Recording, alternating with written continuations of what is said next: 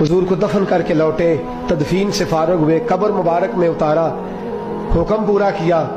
कहते हैं वापस आए तो जनाब अंस से सैयदा फातिमा कहने लगी, अंस तूने भी मेरे रसूल पे मिट्टी डाली है, अंस तेरी जुर्रत हो गई थी। फरमाते उस वक़्त फातिमा का पहला आंसू गिरा और फिर 6 महीने हुजूर के बाद हयात रही, मैंने उसके आंसू ही गिरते देखे। लोग सो जाते, वो हुजूर के रोज़े पे जाके बैठ जाती।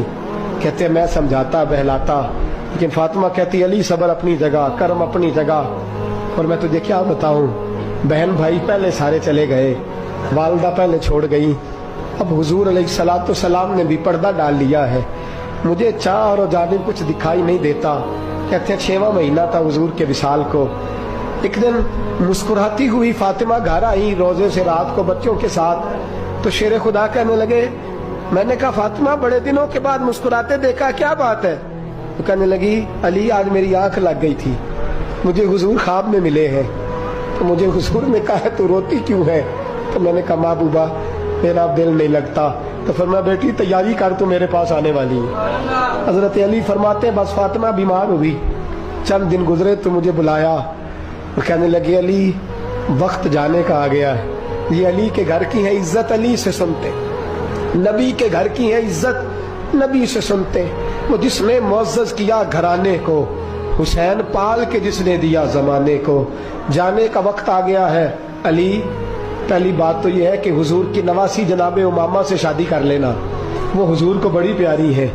और दूसरी बात यह है कि मेरे हसन हुसैन इनका खास ख्याल रखना।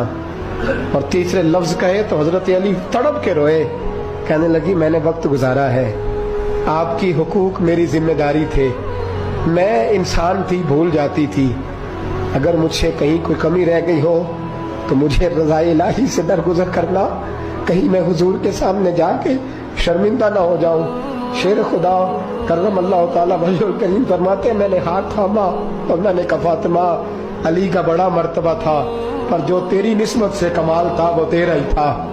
तू कैसी बात करती है, तूने तो हद कर दी, शहजादी हो के मेरे घर में खादिमों की तरह रही।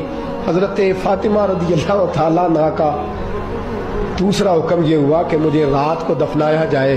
और फरमाया मेरे पहले मदीने में ऐसा नहीं होता था, ये हजरत फातिमा ने सबसे पहले कहा। फरमाया मेरी चारपाई के साथ लगा के ना शाखें, चारपाई के साथ तो ऊपर ला के उन्हें ऊपर से बांध देना और उन शाखों के ऊपर एक कपड़ा डालना, मेरे कफन पर भी किसी की नजर न पड़ जाए।